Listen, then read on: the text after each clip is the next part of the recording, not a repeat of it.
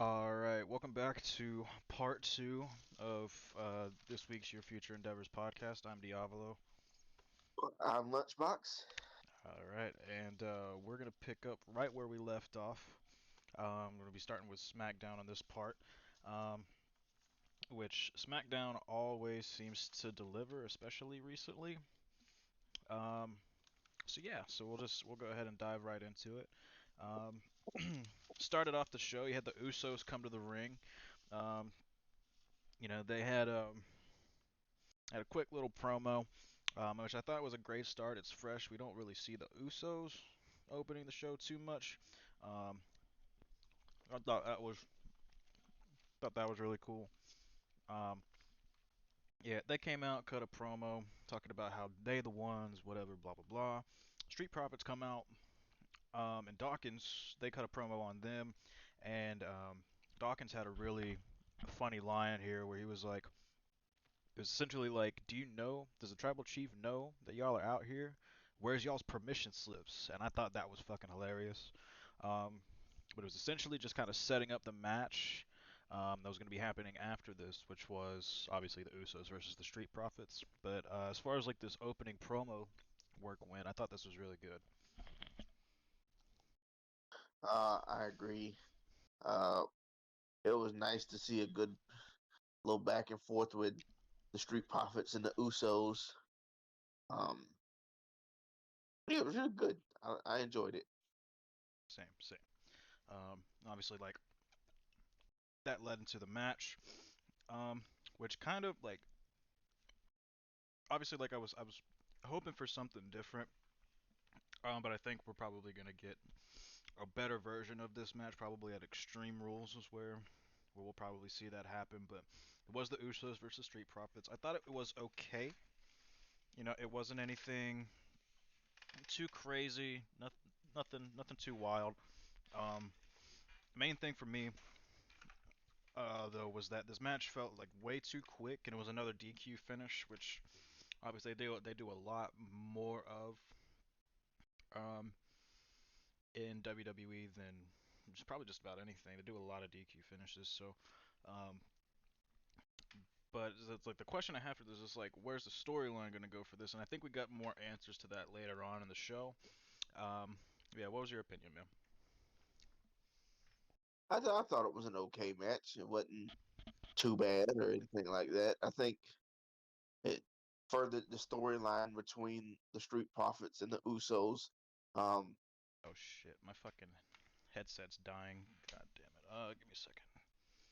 uh, Hopefully, I can make this work. I might be. Sorry, I know this is a little awkward. I might be sitting at a weird angle for a second.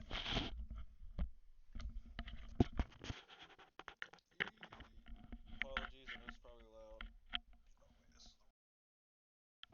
Anyway, you can go ahead and keep going. I'm sorry to cut you off, but that shit just scared the fuck out of me. My headset makes this fucking loud ass beeping noise whenever it's about to die. I was like, oh my fucking god. All right, let's see here.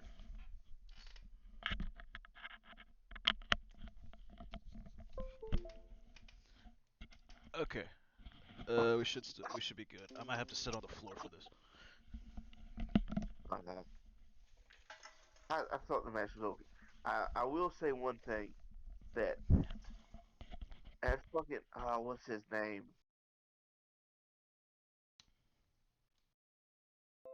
Fuck. This Um, the skinny one.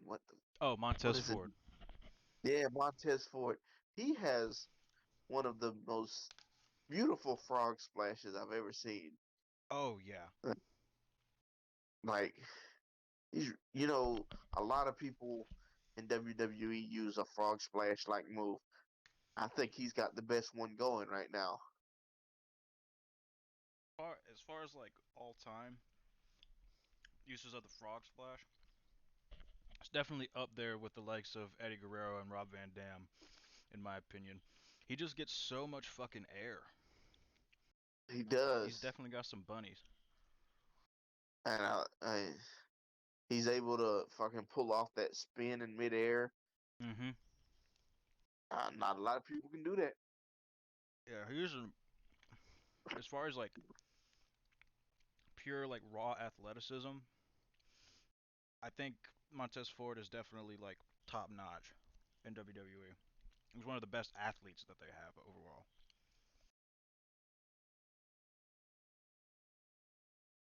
I agree.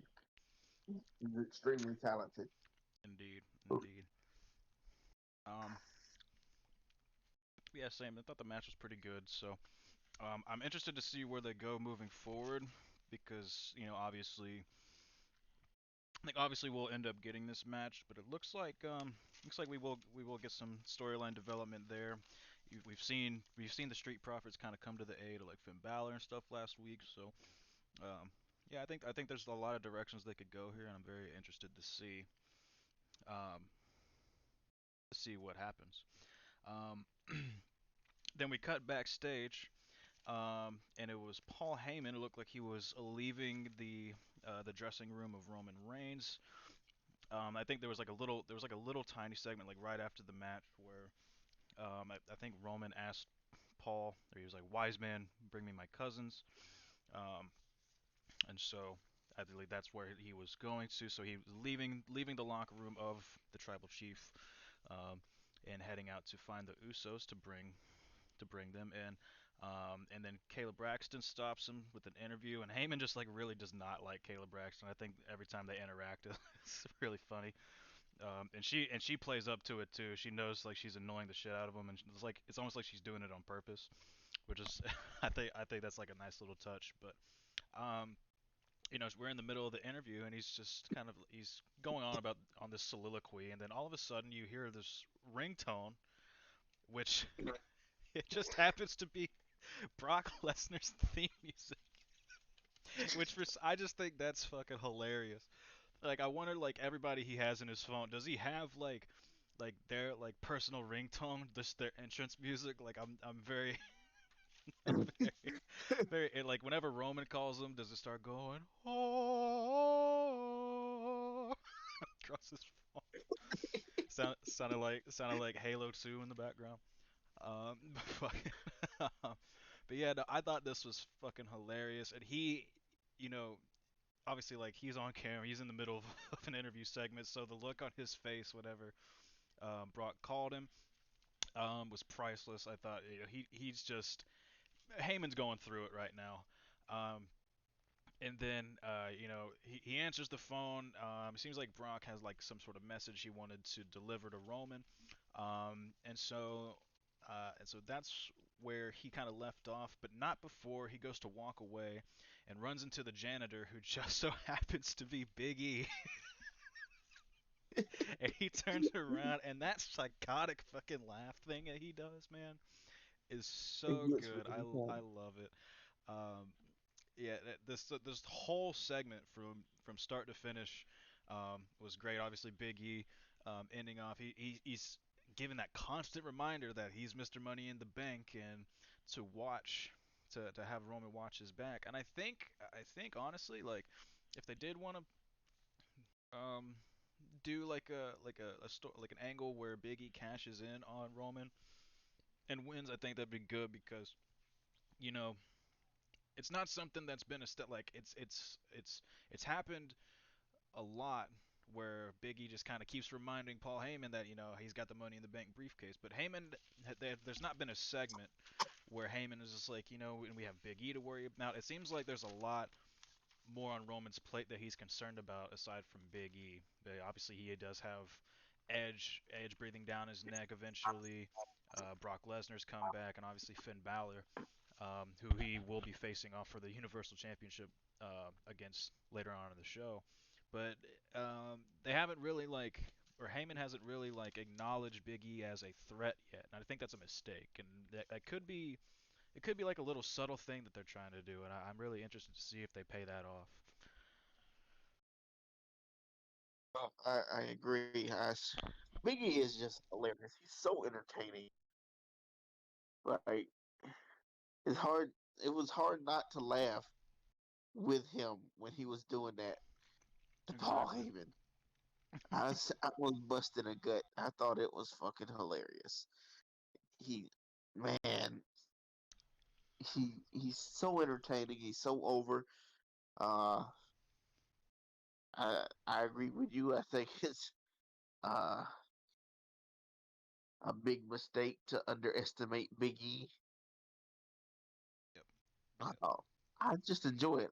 I look forward to more segments like it in the future. And I'm sure we will get some.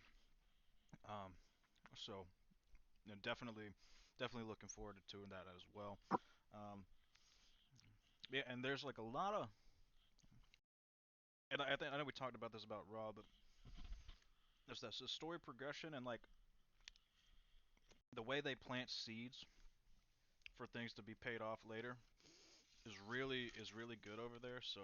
Um, so yeah, I give WWE a lot of credit when it comes to SmackDown. But following that segment, we had Becky come out and do another promo, and my first thought about this is, yeah, they're definitely trying to get Becky to go heel.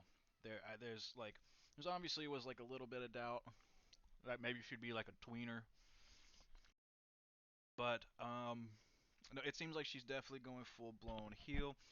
She came out, and the thing that sold it for me was that whenever she said she didn't hear any "You deserve it" chants, and then they immediately started chanting "You deserve it" afterwards, and she was like, "Oh, thank you." Like, yeah, I do deserve it. Like, that's very it's like a narcissistic thing to do. So she's definitely going full heel. Um, yeah, her promo work was good. Bianca came out and interrupted her, and she cut a really good promo also. It's probably one of the better promos that she's ever had, talking about how she won't talk down on another woman to elevate herself, and kind of standing within her own power, accepting the fact that she lost, and just trying to be better because of that. And so I'm definitely looking forward to this feud and the eventual match, and we do get confirmation on when that match is going to happen a little bit later on in the show. But um, Bianca goes to challenge her right then, and Bex was like, "Nope," just left again. So I mean, definitely going full heel in my opinion here. I think so too. I think the only thing that's not heel about her is the fans are still cheering her, even though she's being so heel. Yeah, yeah, definitely. I think she's gonna have to do something like incredibly dastardly or something like just way out of left field for people to be like, okay, like maybe maybe we should boo her. Maybe she beats her down Yeah, with a chair or something. I mean, who knows? Something's got to happen though. she's gonna have to do something insane. She's gonna have to like kick the Undertaker in the balls or something. Yeah, Then they'll boo just her. How bring. dare you kick that legend? Like it's gonna have to be something drastic for the fans to turn on her. Yeah, that. Uh, I mean, she is definitely the most over woman in the division, so it's gonna be really hard. But they're trying it. I respect it. They're trying it. it's funny, man, because you could you could tell she's enjoying it because you can tell in her mind that she's supposed to be healed, but the fans won't quit cheering her.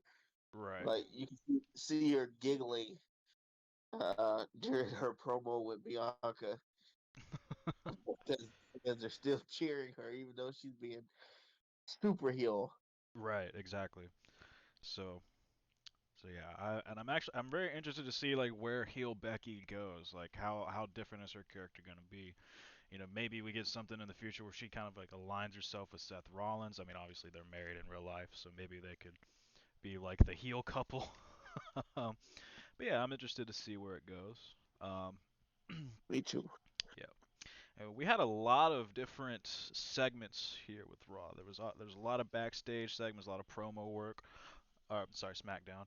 Um, But we had, following that promo from Becky and Bianca, we had it was Dolph Ziggler and Robert Roode were walking backstage. It looked like they were heading out to the ring, and believe it or not, Tony Storm is not dead. Nope. Nope, she showed up on SmackDown, even though it was for like a 20-second segment, but it's cool.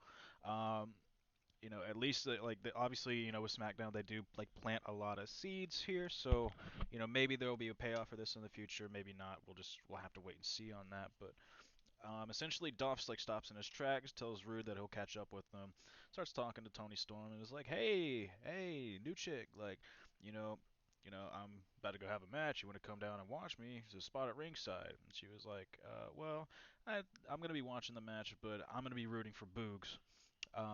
Because I guess we were going to be getting after this would be Boogs versus Ziggler. Um, I thought this was funny. It kind of like reminded me whenever Dolph was trying to hit on Mandy Rose like a year ago or whatever. It kind of reminded me of that. Because let's be real, Dolph is kind of like a sleazy bastard. So, um, Yeah. yeah. So yeah, he was definitely trying to put some moves on Tony there, but she wasn't having any of it. She is looking forward to cheering for Boogs. Um, so yeah, it was a quick little segment, but I thought it was okay. It was good for what it was. I mean, the only thing it really did for me was make me want to see more Tony Storm because she's wrestled once since she's been called up to the main roster. Right. Yeah. She's so talented. She deserves so much more. Mhm. And I think she could lighten up the women's women's division because they SmackDown is kind of the one thing I dislike about them is how week after week all their women are getting squashed by one or two other women. Like Yeah. especially with Bianca, when she was champion, she was beating two and three of them a night. You know what I'm saying? Yeah. Like I remember it was like, what was it like? Right, like the SmackDown right before SummerSlam, they had booked her in like two singles matches back to back or something wild. So yeah, she basically crushed them. yeah. So Tony Storm could bring some new life into the women's division. Other than that, it was a good segment. Mhm. And old Dolph Ziggler being his old sleazy self. Right. It dude, was dude, funny. dude, definitely just probably enjoys macking on chicks more than he actually enjoys stepping in the ring. So,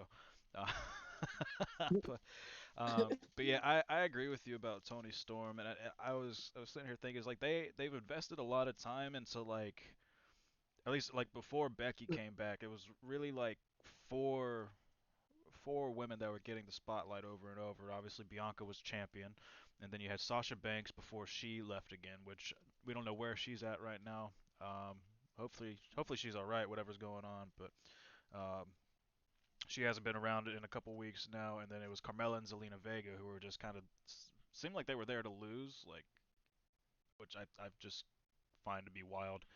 Um, but the one thing I noticed too is like, and you're right about Tony, that she could like brighten up the division a little bit. Is they lack faces. There's a lot of heels over on SmackDown, and it seemed like Bianca's really like truly the only established face that I can think of. I mean, you could say Liv Morgan, but she's like the queen of fucking stop start pushes at this point with them. So they definitely need some more faces, especially now that Becky's back and she looks like she's gone heel, and whenever Sasha comes back, she's inevitably gonna be a heel, and even like Bailey before she got injured was a heel. So they definitely need more face work for the women's division over there, um, but yeah, hopefully we see Tony do something soon. I think there was like a little like WWE Network exclusive where Zelina Vega was kind of like insulting Tony Storm. So maybe we'll get that feud. Maybe we can, you know, do something with that. Um, but yeah. So hopefully they can build up more faces because they definitely need it. I agree. They do have a lot of heels in on SmackDown right now.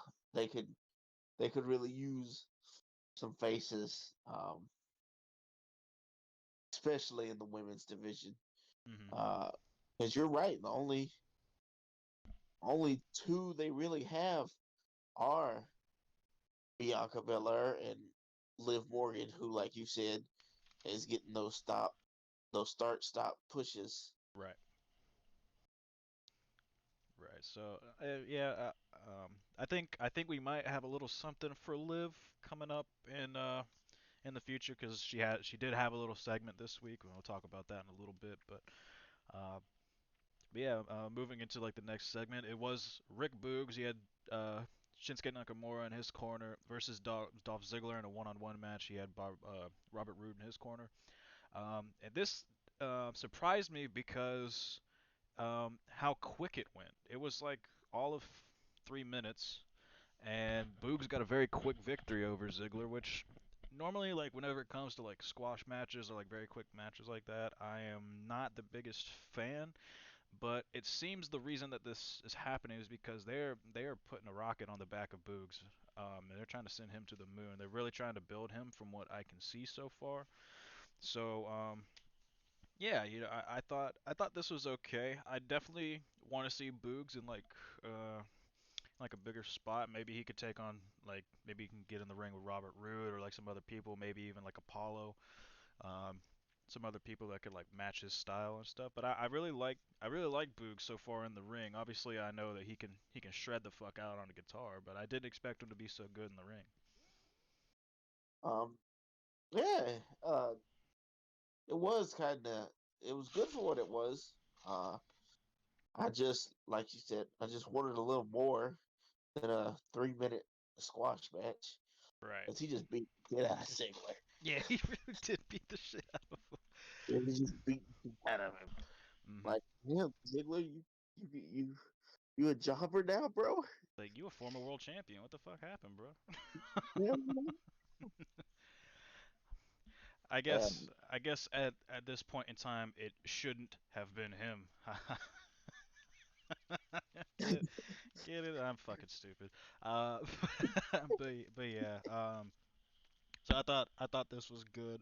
Um, quick match. It went through, and then transitioned to a backstage segment where Becky Lynch is walking backstage. She's got the title over her shoulder.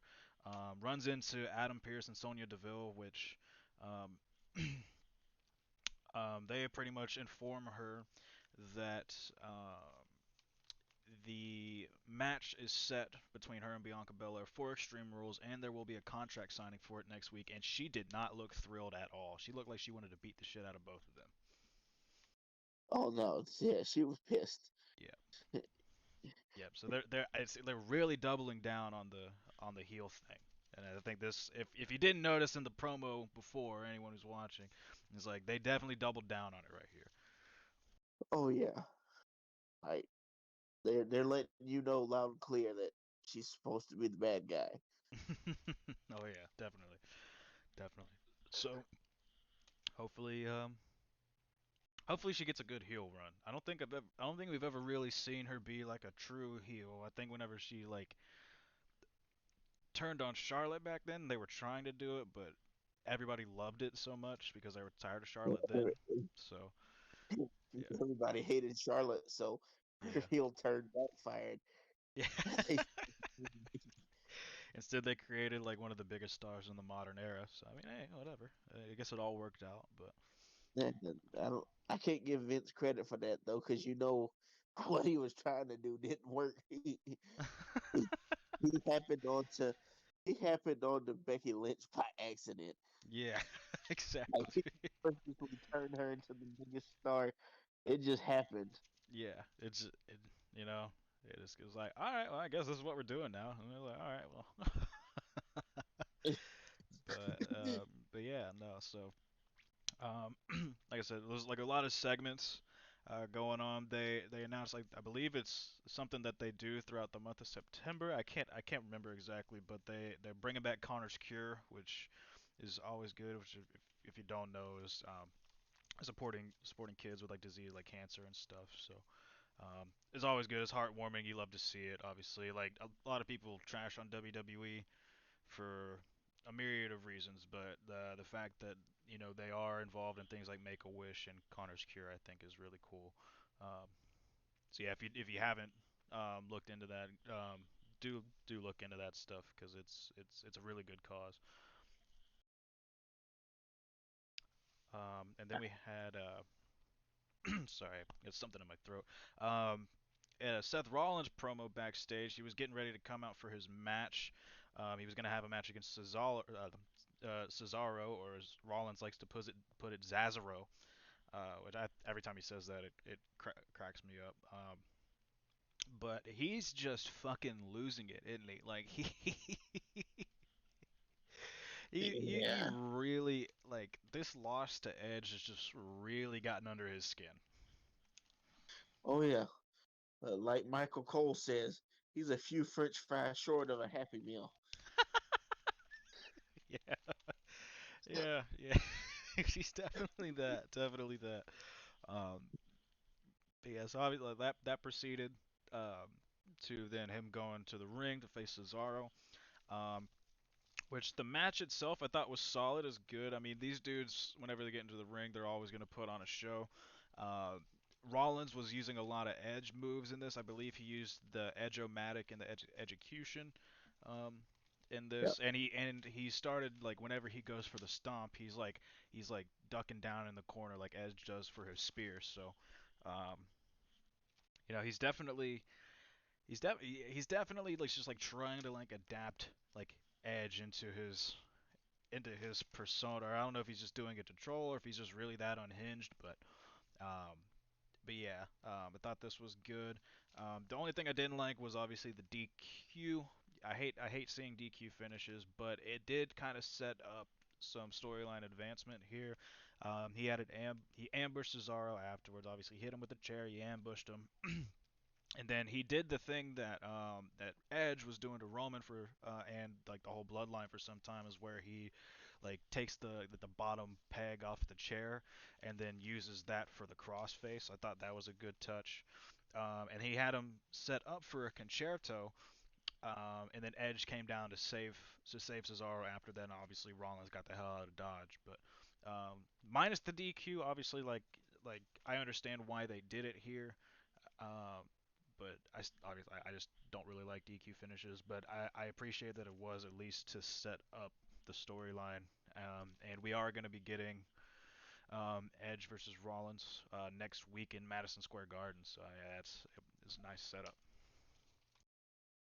Uh, I I really enjoyed the match. I thought it was good. Um, my only issue is like you, the freaking DQ finishes, man. Yeah, yeah, I it's completely run its I course. yeah, especially considering this is the second one of the night Yeah. at this point. Hmm. Um, it was it's just ridiculous. But overall, it was a good segment. If I had to rate it, I'd give it like a B minus or something like that. Yeah. Um, it was good. It was good for what it was, and especially the end to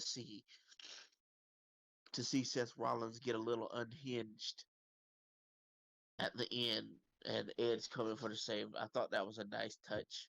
Right. Uh, I enjoyed him doing Edge's moves during the matchup on Cesaro. Um, I think it was a good segment overall, excluding the DQ finish. Right. Yeah.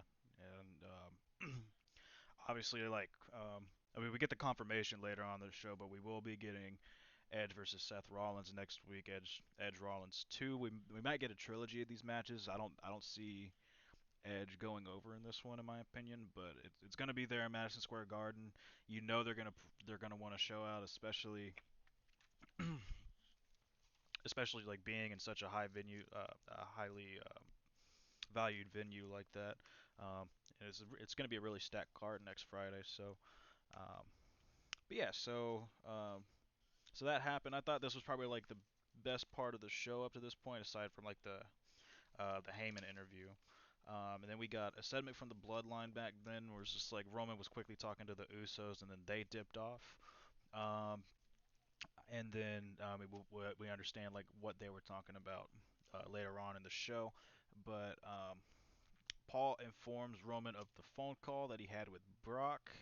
Um, he started off by saying, "It's like, we got a problem." He's like, "I'm a smash Finn Balor," And then he was like, no, it's about Brock Lesnar. And he's like, no, you have a problem with Brock Lesnar. I'm gonna smash Brock Lesnar too when the time's right. Um, but then um, Paul informs Roman that Brock Lesnar will be in Madison Square Garden next week. So he is going to be showing up on SmackDown. We're going to get some sort of follow up as to what happened at SummerSlam. And then whenever Paul said those words, Roman's facial expression just changed. He was seething. He was not happy about this at all. No, he was not happy whatsoever. Uh, I really enjoy how they're building up this thing to Brock Lesnar. Like last week when the Usos were confronting Paul about Brock Lesnar, to this week Hmm. with the phone calls and the interactions between Paul and Roman. I'm really enjoying this slow build they got going on. Hmm. And the thing I like about it is we don't know exactly what's gonna happen because it seems like Paul is on the side of Roman Reigns. Like as of right now, it does seem like he is on that side. But there's like so much unpredictability to what's happening here. There's a lot of seeds, different seeds being planted, and we'll get more into that later. Um, but yeah, there's so much revolving around this story that it's very unpredictable, and it leaves you wanting more. And that's really that's how you know it's really good storytelling. Just like leaving on these cliffhangers and trying to it leaves you speculating and trying to figure things out. I really enjoy it. I agree. I think it.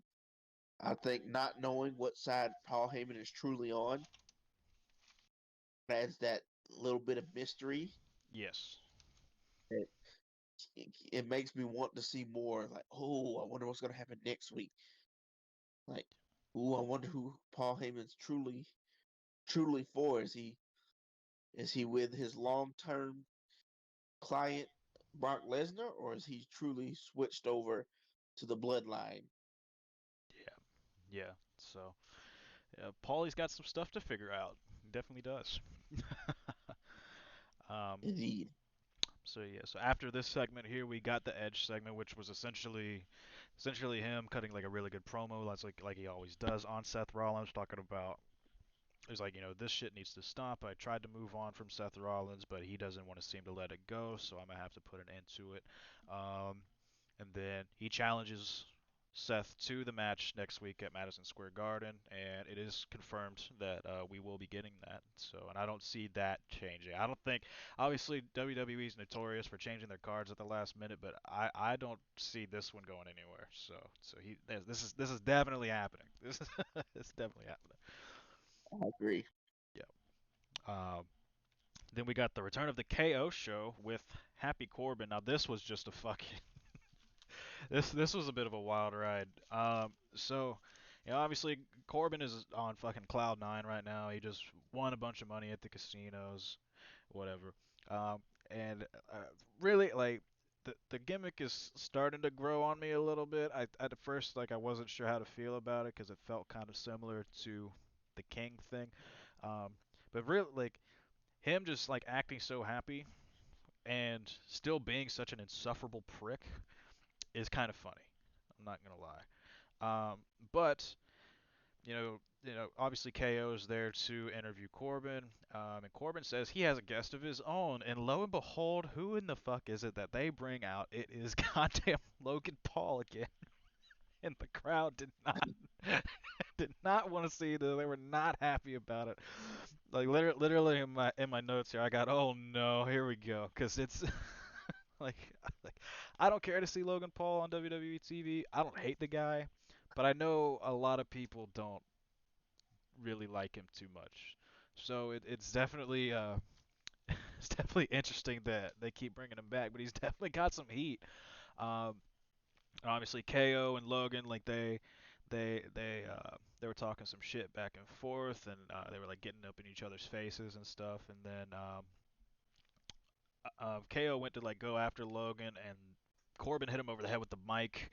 Um, after it was like KO cut like this really scathing promo on Logan. Um, and then they kind of beat him down or whatever.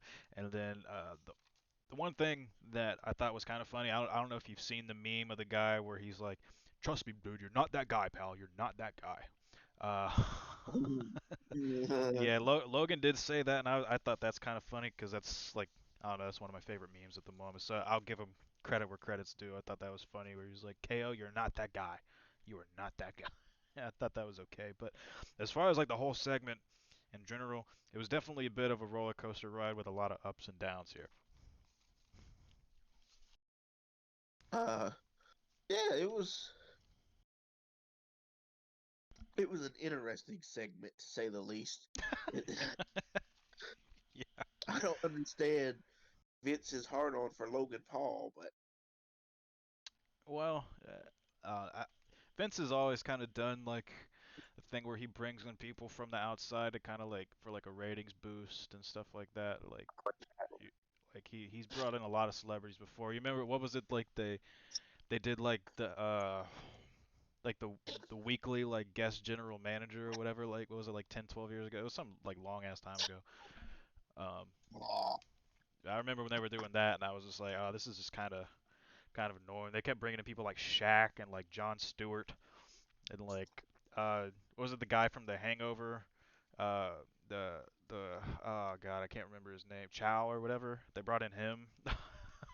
yeah, Yeah, so he brings in a lot of celebrities. I guess Logan is one of the most popular people in the world right now, so obviously, Vince is a businessman. I think he has an idea of what's going on here, but I have a feeling that like for some reason we're gonna get Kevin Owens versus Logan Paul in Saudi Arabia. I don't know why, but that's just where my mind keeps going with this. oh um, boy, that would be fucking ridiculous. yeah, I if I'm be honest, if I was Logan Paul, I wouldn't want to go to Saudi Arabia. That's what I'm saying. Like if I'm going to pop, like, nah, bro, we can do this in Extreme Rules, Yeah. but I'm not no plane to Saudi Arabia. Yeah, Fuck, like, no. god damn. But yeah, so so I thought it was okay, but we'll see what happens with this. We'll probably get some more storyline development with it next week. But then we had another quick little segment backstage. It was like Carmella, who was just like the those like pure version of a narcissist. I think that we have in WWE right now. She just considers herself the most beautiful woman in WWE. She really loves to admire herself, and that's what she was kind of doing backstage. She was like looking in the camera, like playing with her hair. It was like there was like a fan blowing her hair or whatever the fuck, and then like the camera cuts over to Liv Morgan, who's just sitting there like, oh my fucking god, just fucking just like, trying not to die laughing. And I thought it was kind of funny, and I think it's obvious that it's going to set up a feud between them, which I would not mind seeing, just because we need to start building up Liv Morgan more. I 100% agree. I won't lie, I really chuckled when I saw Liv Morgan's reaction. I thought that shit was funny. It's like a mix of her like trying not to die laughing and trying not to vomit. It really is. Oh man, man, but Like you yeah, said, I think it sets up a feud for between the two, right. um, which I'd be down to see because, like we said, the women's division needs those fresh faces and fresh matches and fresh rivalries. Um, yeah, it could really use some of that right now. So I'm down to see it as long as it's not some one match squash or some shit like that. I don't want to see them just one or the other squish squash the other one. I'd really like to see a decent, maybe three matches, three Hmm. match rivalry out of this. It'd Yep. be nice, I think so.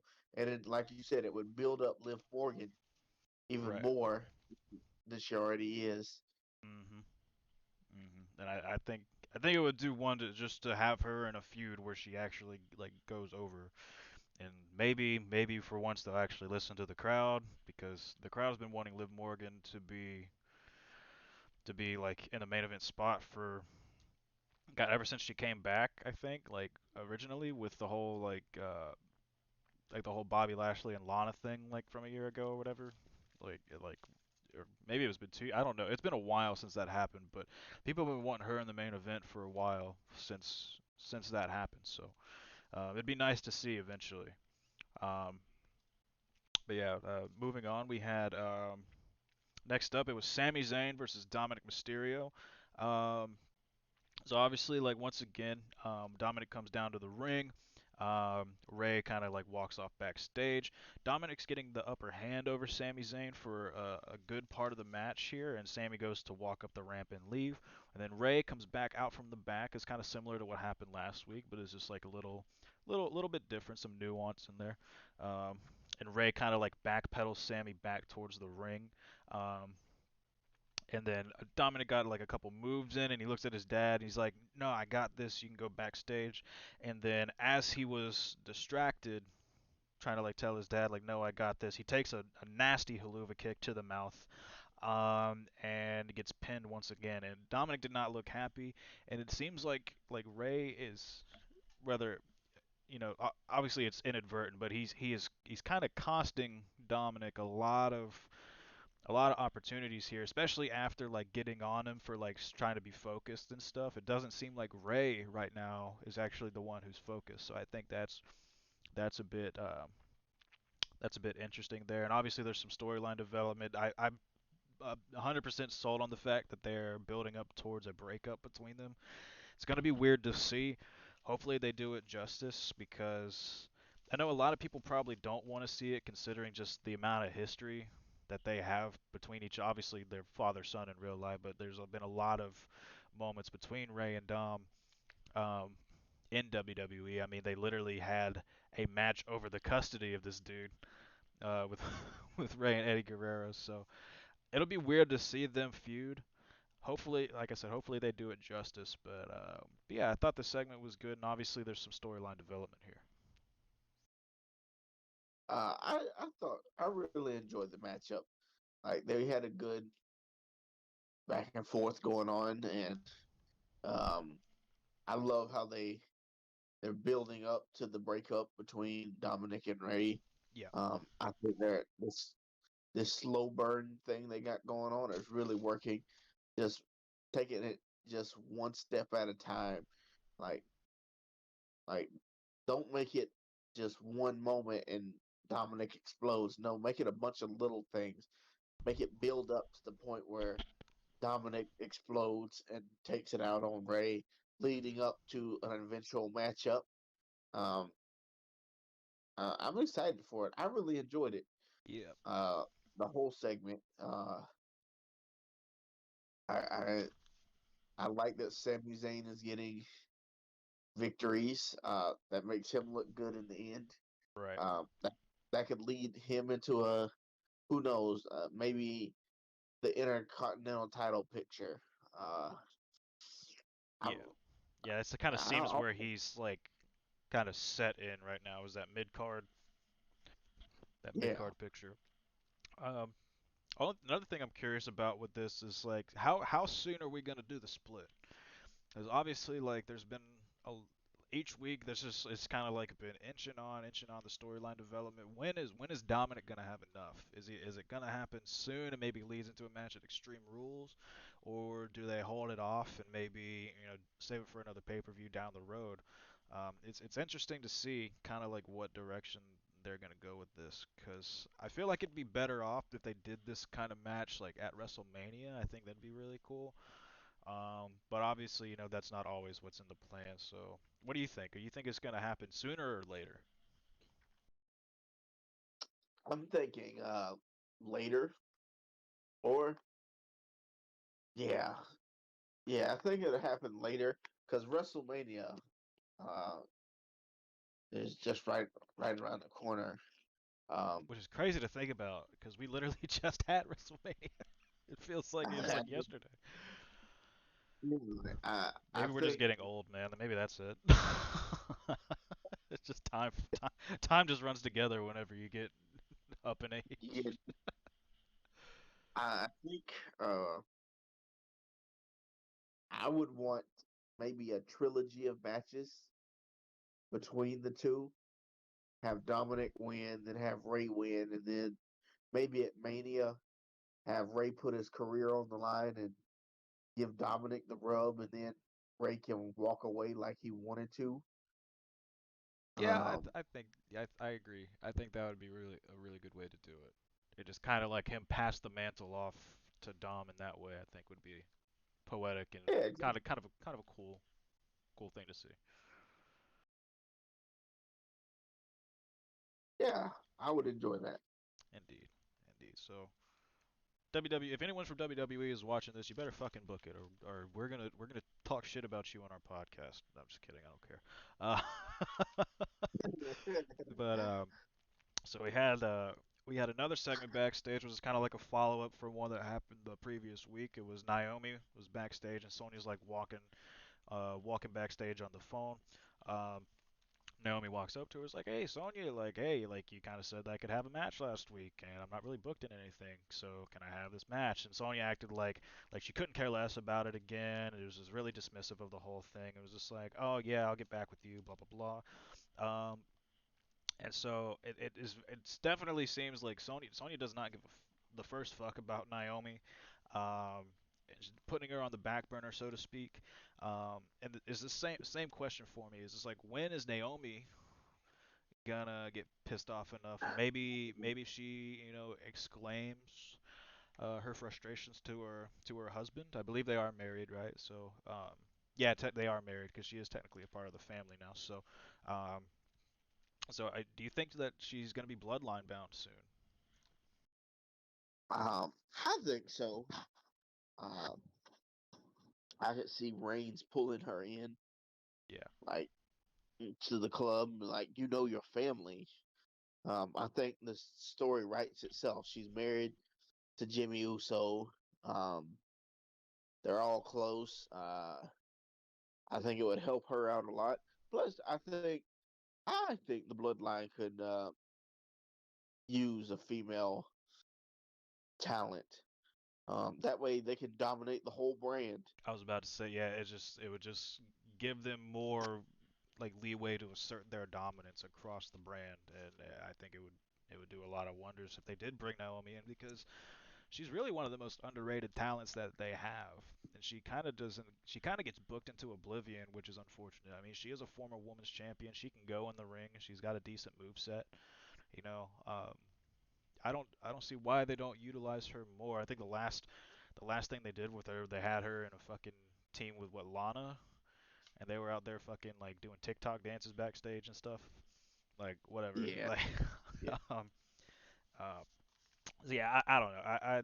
I think that'll be good to see Naomi go in there. Obviously, it would be she probably would turn heel joining that group, which would be another a heel female character on SmackDown. So obviously, like, we do need more faces on the brand, um, but yeah, I think as far as like for like what the storyline goes, if Naomi goes into the bloodline, this is gonna be massive. It'd be huge.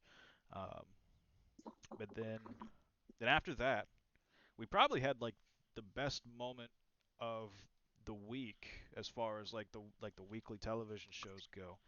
Um, we had Finn Balor versus Roman Reigns, which was very interesting considering. I mean, we'll get into it in just a second, but so Finn's coming down to the ring. He's doing his entrance, and he gets ambushed from behind by the Usos, which seemed to be like that's what they were talking about with Roman. Um, prior in the evening or whatever. Um, so Usos ambush Finn before the match. He looks like he's definitely a wounded warrior out there at the point. He's having some trouble standing. The Street Profits come out and kind of chase the Usos away. They try to save, but the Usos get away and they can't really do anything about it. Um, and then Roman comes down afterwards and has his match with Finn Balor. Um, and even with the ambush and all the bullshit that went on in the match, um, it was a very high octane match. Um, Finn still almost got the win, and when I say this, like I don't think Roman could have kicked out of the coup de grace like dude's hand, referee's hand had to like he had to have been thinking like when are you gonna kick out, like what is happening here, like because his hand is like like a millisecond literally from hitting the mat, and Roman kicks out. Like that's probably the closest near fall for anything I've ever seen. But then we kind of got a spot that we've seen before. I think he pulled this off on Jey Uso um, a few months back, where he goes to kick out, but as he's kicking out, he hits Finn with a low blow, and it's very obvious. And then after the low blow, obviously, I mean, if you ever got hit in the nuts, you know that shit is hard to come back from. You can't really do much after getting hit in the balls. So, um, you know, Roman kind of jumped on him at that point, choked him out. Finn did not tap out, by the way. So they are very much so protecting Finn. I think they're definitely trying to push him hard. Obviously, he got ambushed before the match, still almost won, took a low blow and got choked out. He never tapped out.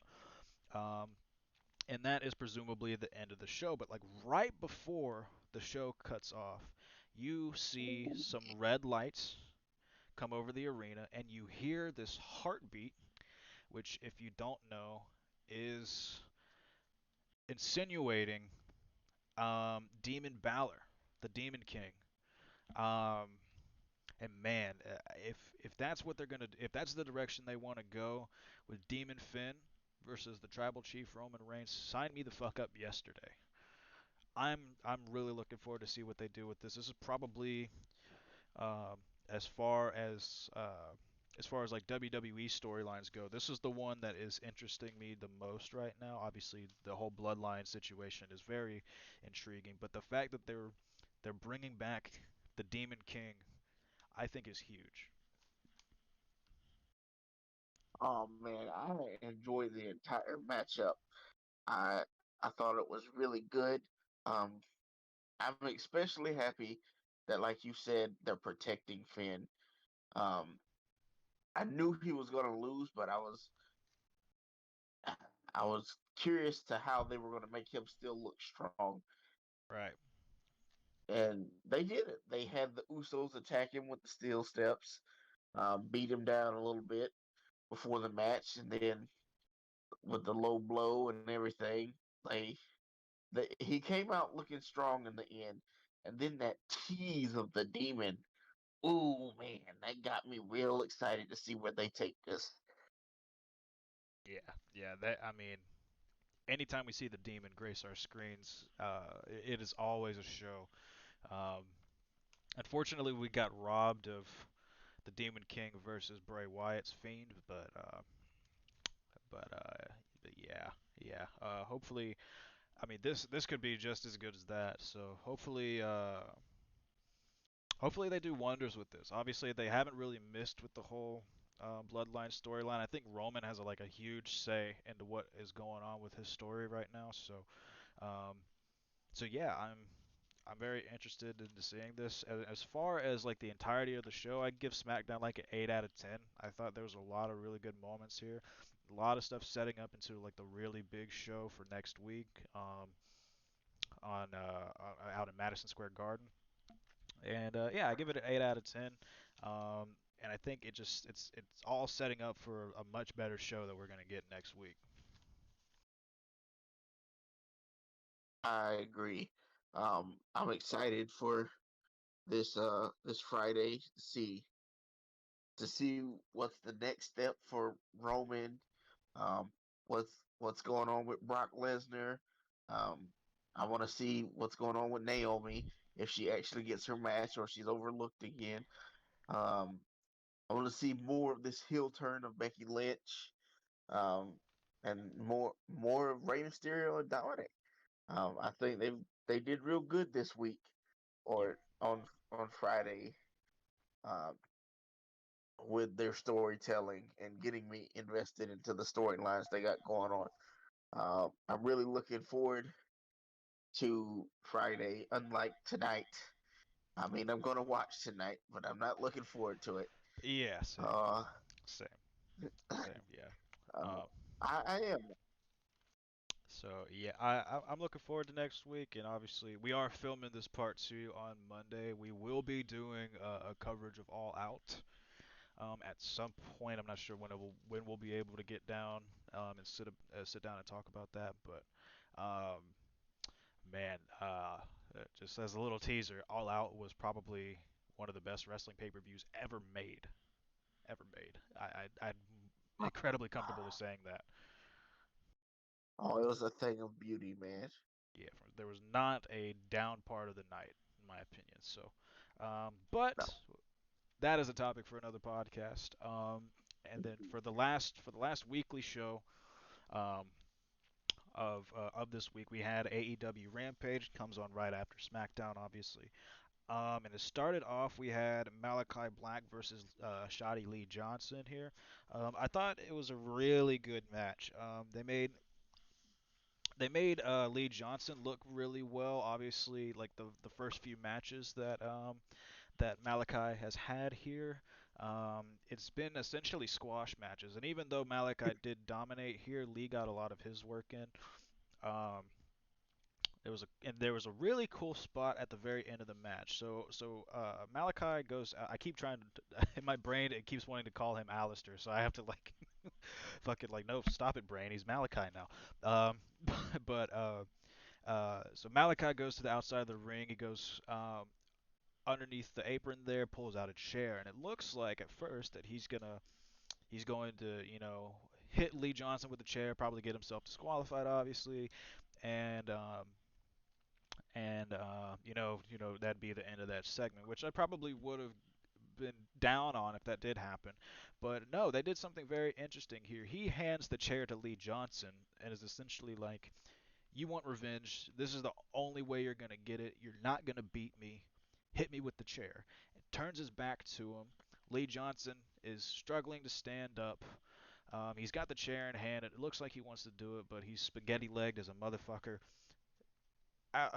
Alistair, fucking Malachi turns around, uh, gives him one of the nastiest black masses I've ever seen in my life, pins him 1, 2, 3, and then that was the end of the match. Afterwards, we had Dustin Rhodes come out. Um, and try to save Lee Johnson here. Obviously, Malachi got out of the ring, which is he's saving that fight for another day.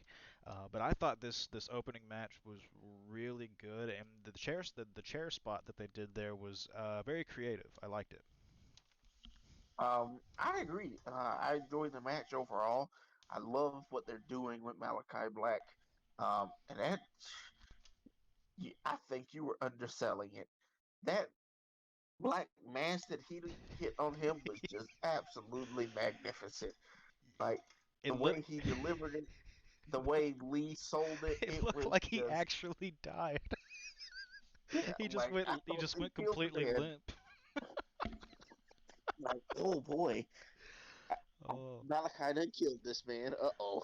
Yep, yep. And the chair spot there definitely made him look like obviously this character is he's trying to get over as much more like a menacing force, and this chair spot, it was very creative, and it definitely like emphasized how menacing he really is. He's like literally like, "You're not gonna beat me, you better use this fucking chair, dude." Like so I was like, damn man, like sheesh, what a fucking savage thing to do.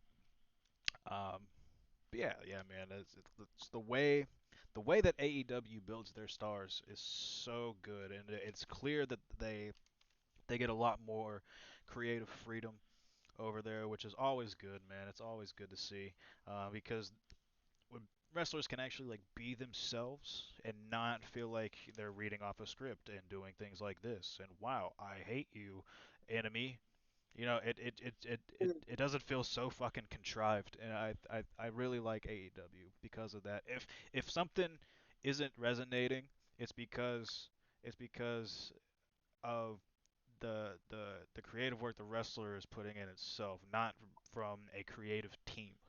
And so there's more room for like development. You can go back to the drawing board and like try to like work things around rather than just like, oh, this isn't getting over, but I'm still reading the script, enemy I hate so much. I'm going to kick your ass next week. Like it's just it's not so formulaic and stupid. Which is it's just so fucking fresh to see, man. It's something we haven't had in God years. I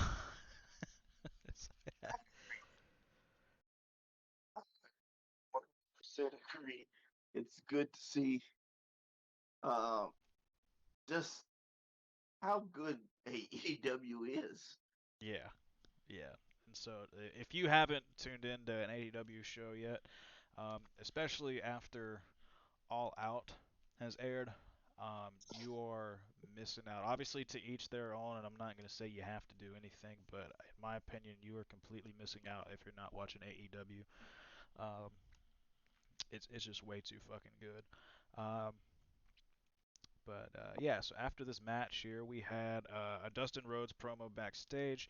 Um, and essentially he cut this like really intense promo setting up like a challenge for a match next week or next it'll be Wednesday for us now, but it's going to be Malachi Black versus Dustin Rhodes, and it's just continuing on. Malachi's going through everybody in the Nightmare family, it seems, and now he has the older brother to deal with. So I think this is going to be a really good match. I don't see it being like a true squash. I think Malachi will dominate a lot like how he did in this match, but Dustin's going to get a lot more of his work in. Um, and yeah, I'm looking forward to seeing that match. It's going to be a banger. I agree. I really like Dustin Rhodes, man, because since he's been in AEW, he's been able to show that he can still go, that he can go better than ever before too. Hmm. And I think when he was a part of WWE, he was being wasted as a talent. Um, he's good at putting over young guys. He's good at putting on great matches, like his match with Cody, where he got just soaked in blood. Yep. Um, like he's really good. And I think somebody like that giving the rub to Malachi. You're doing it Uh, too. I'm doing it too. I sure enough went to do it, bro. Hmm. Um, nah, I think him and Malachi can have an excellent match, and I think a victory there would just elevate Malachi even more than he already is. Exactly. Yep. Yeah, so I'm definitely interested to see that match next week, and then obviously we're predicting a Malachi victory here. And where does he go after that? Maybe do we get a Cody Rhodes return? Does he go after somebody else in the Nightmare family? We'll just have to wait and see with Malachi. Or does he move on from the Nightmare family? Maybe he wants to kick the head off of Miro or Kenny Omega, or maybe some of the surprises that we got at All Out. Oh, which we won't go into now, but boy, Oh my if you God. if you tune into any podcast we do, I'll ask you to tune into that one because we got some shit to say. Ooh, yes we do. Yes we do. Um, so yeah, I guess we'll transition on now. We had Miro come down to the ring. This time he did not treat Fuego del Sol like a soccer ball going down the ramp. He just kind of came out on his own. But he cut a great promo. It was just kind of setting up the match versus Eddie Kingston at All Out. Kingston interrupted. He cut a really nice promo. And right before he ran to the ring and started the brawl, he was like, Redeemer, my man, redeem these nuts. And I thought that was just funny. That just like it encompasses like who Eddie Kingston is as a character. And then literally the next day they put it on a fucking T-shirt, so you could literally go to the AEW shop right now and buy that T-shirt. And it was like they were very quick with it. I thought that was fucking funny. And then obviously Eddie's really great on the mic, and they had a solid brawl afterwards. It just is building up more hype for the match at All Out, which I thought this segment was good. I agree. I've said it before. I'm big on Miro since he came to AEW. I think we've always known what he was capable of, Yeah. or that he could be a top tier talent. But I think he's exceeded. even the most hardcore fans' expectations. Oh, I most definitely, like yeah. I knew he was good, but I didn't know he was this damn good. I'm enjoying what he's doing so much. And when Lana's 90-day non compete clause is up, I I'd like to see her with him in AEW. Yeah. Yeah, because I mean, even whenever he was known as Rusev and doing like the whole Rusev Day thing, they did have a very interesting dynamic. Obviously, I mean, the end of their time in WWE was weird because he was booked into an angle where he was literally getting cucked. But I digress. Miro is um, is a fucking savage. He will he'll probably kill you and then fuck your skull. I mean, let's be honest. He just seems that fucking crazy. Um, Yeah. but yeah, no. Miro's great, and like you said, we always knew that he was great. Obviously, I didn't expect him to be this good, but it goes to show again, like AEW, whenever you give the talent a bit more creative freedom, they have so many opportunities so many more opportunities to get themselves over and just be themselves and be the character they want to be. And I really like this redeemer thing that he's got going on right now. I'm loving it.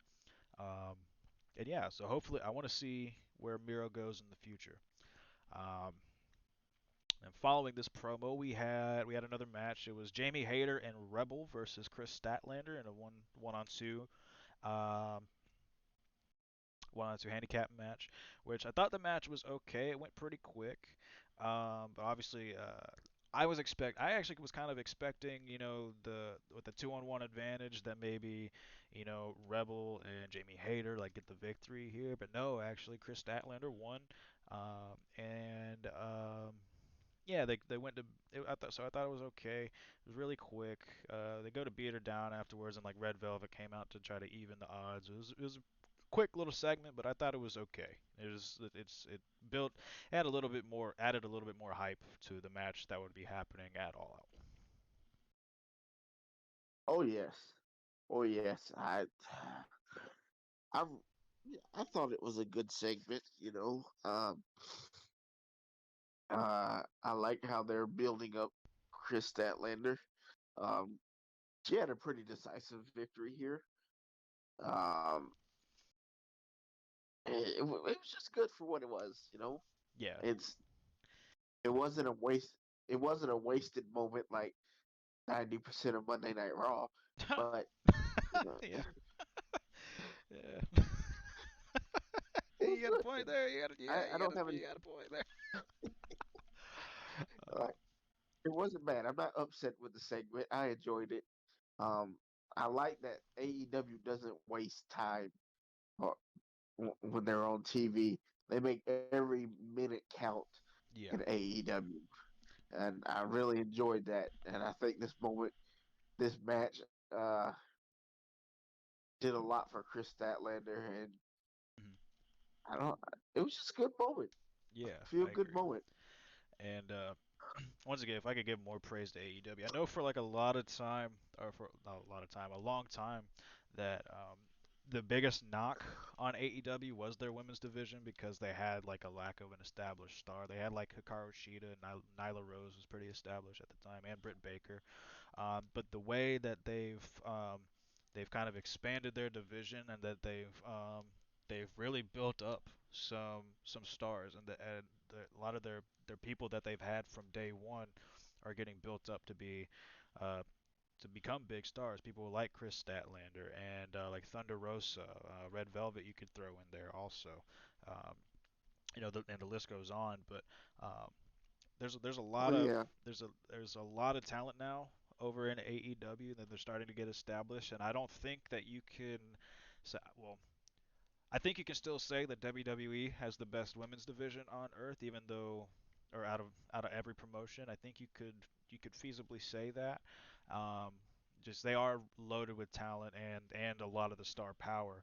Um, but it's not like a there's no big gap there anymore. I think AEW has quickly closed that gap, and eventually they will probably overtake that top spot, especially since they have been adding in some new talent, which we will talk about at a later date. But um, yeah, so after that, we had a quick little segment backstage. It was 2.0 and Daniel Garcia.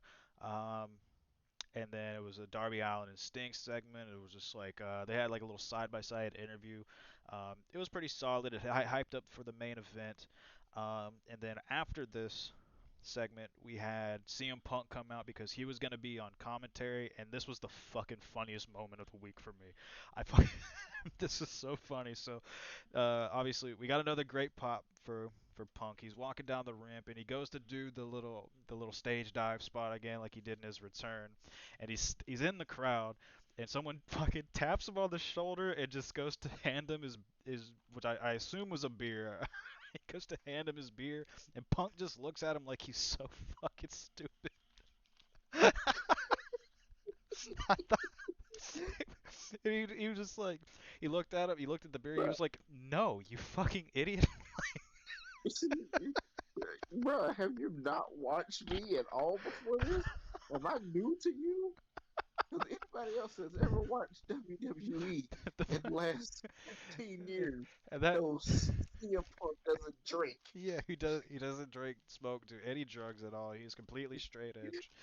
And fucking I think the best part about it too is obviously the guy that handed it to him, he had to be pretty sauced, right? But he had this like the dude that was handing him the beer, like had this look on his face where he was so confident that Punk was about to take it, and then Punk just like, completely looked at him like he was a fool. Like it was so great.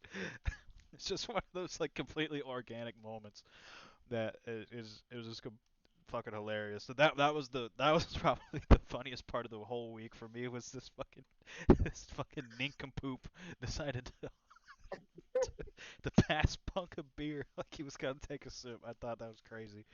But yeah. So that was good. He left from the crowd and went to the commentary table. And then we did get Darby Allin versus Garcia. I thought the match was really good. They had some fucking hilarious moments on commentary. I really love Chris Jericho on commentary. I think I think earlier in the night he said something about Miro. He said he was like he had like the head of a cigarette machine or something like that, which I thought was fucking funny. Uh, yeah, Punk and Jericho were like kind of going back and forth on commentary. I'd go watch that match just simply for what they were just shooting the shit on commentary. It was really good. Yeah, I thought the match itself was okay. They had like a bit of a brawl afterwards where obviously they kind of jumped on Darby a bit. Then Punk came down and saved them, and then the show ended off with them facing off against each other because obviously, they had a very highly anticipated match coming up at All Out. From at least in this point, it would have been in a couple of days. So, as Yeah. far as the ending to the show there, I thought it was really good, and for the whole encompassing of the show, I mean, it wasn't perfect. It was really good. It wasn't perfect, obviously. But this gets an 8 out of 10 for me. Also, I thought it was really good. The match with Malachi and Lee Johnson was good. The way they kind of built Malachi there, the promo work was really good. Um, and yeah, it's like for a 1 hour show that AEW puts on every Friday, it is so much better to me than most of what happens on the 3 hour 3 hours of Raw that we get, and it just speaks uh, to how good they really are, honestly. But yeah, 8 out of 10 for me. I thought this was really good. What do you think, man? Uh, I really enjoyed it, man. Uh, I can't give AEW enough praise because they have found a way to make 3 hours of wrestling a week, not including pay-per-views, Hmm. uh, entertaining. Yes, That's an area that WWE has been failing in a lot lately. Is they and can't keep people entertained or keep their attention. what we Like get, like, what was it? What is it? Not like what is it? It's 3 hours of Raw. It's 7 hours of WWE programming a week, not including like if you watch 205 Live and NXT UK and stuff. Like for like the main shows, we're getting 7 hours of programming. It's 4 hours less, or 4 hours more rather than what AEW is doing. And I mean AEW was arguably, I mean, I mean, some people will argue. I say arguably because some of the WWE marks out there will argue, but I mean, I think AEW's completely surpassed WWE. But yeah, most people would I do argue too. that that AEW is way better in these 3 hours, and obviously they have AEW Dark also, but um, it's not like on TNT or anything like that. But yeah, there's the 3 hours of AEW you get versus like the 7 hours of WWE is it's almost astronomical in in like the quality, just because I think with those 3 hours of Raw it really diminishes like how the product is viewed. Obviously NXT is good and SmackDown Uh, is good, but yeah, this uh, it's really Monday Night Raw that's just kind of like makes you grit your teeth and you're like, hey, yikes, like this is it's not really the best. and not just that, the big thing for me, or one of the big things, is how much more AEW gets done in their 3 hours a week Yeah, than exactly. Yeah, WWE does, and in their what, 5? Oh no, 7. yeah, Yeah, they get so much more done, so much more storytelling, so many different things pushed forward, like it leaves you wanting more. it And does. WWE, that's something they struggle with. Um, Yeah, is they make you want more. Um, and it's not a knock on SmackDown or NXT, because those are both must watch shows. But because Raw is so bad, man, it makes it hard or impossible to want to watch NXT or SmackDown, because you're like, man, they still got 5 hours of this yeah, week. hmm Like like you said, it makes you grit your teeth and like, I don't want to do it. yeah. And it's like I can't remember the last time that Raw ended like in a way like similar. Like think about how SmackDown ended this week, and it definitely left you wanting more. You wanted to come back next week um, to SmackDown. I can't remember the last time Raw's done that for me. Um, it's like it's a shame that there's like such like a disparity in between the products here. It just doesn't make sense to me logically unless they have like different teams working on both, and obviously like it's weird. It's weird to me, but yeah, man. Obviously AEW does get a lot more done in their short amount of time, and I mean, with the amount of talent that they seem to be drawing in, and people that want to go there, I think we'll probably end up getting um, more programming from them. Maybe we'll see Rampage expanded out to 2 hours. Maybe get some more people, um, some more faces on the shows each week. But I think they're just gonna keep expanding and growing, and it looks like WWE at this point is like I don't want to say they're regressing just yet, obviously, but they're definitely like treading water. They're very stagnant.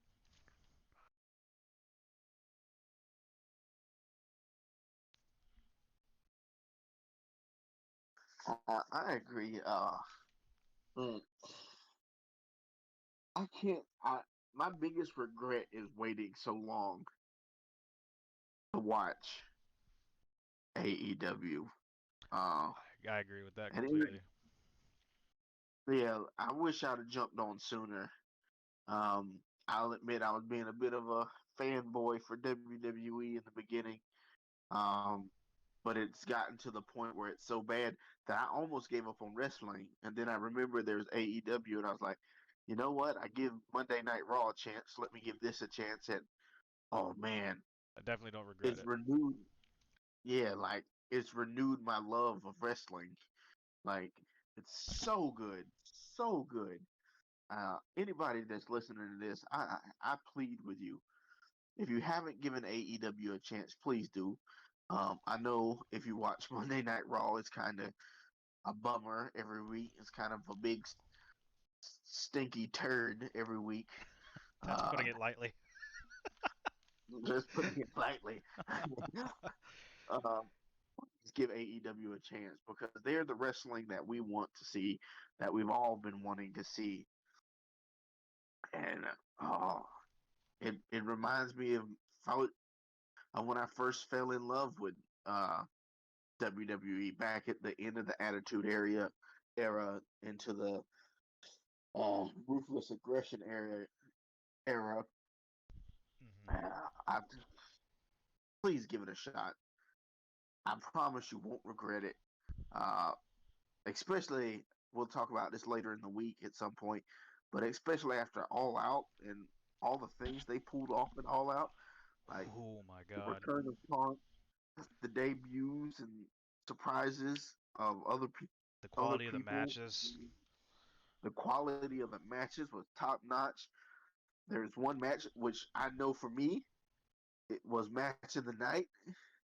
I I think Arguably match of the me and year too. Like, yeah there's